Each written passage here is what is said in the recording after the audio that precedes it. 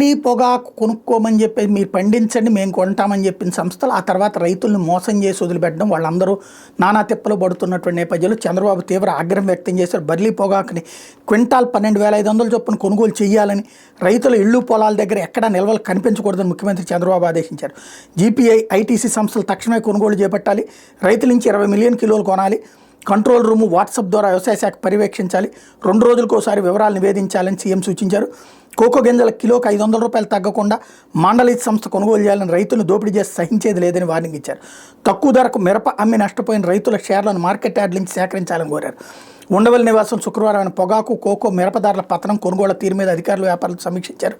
ఈ సందర్భంగా పొగాకు కొనుగోలు జాప్యం మీద ఆగ్రహం వ్యక్తం చేసిన చంద్రబాబు, రైతులు పరిశ్రమలతో స్నేహపూర్వకంగా ఉంటా, అలాగని రైతుకు అన్యాయం జరిగితే సహించేది లేదు, గిట్టుబాటు ధరలు వచ్చేలా వాళ్లలో నమ్మకం కల్పించాల్సిన బాధ్యత అధికారులపై ఉంది, ప్రభుత్వానికి చెడ్డ పేరు రాకుండా చూడాలని స్పష్టం చేశారు. ఆచరణలో ఇది జరిగితే బాగుంటుంది.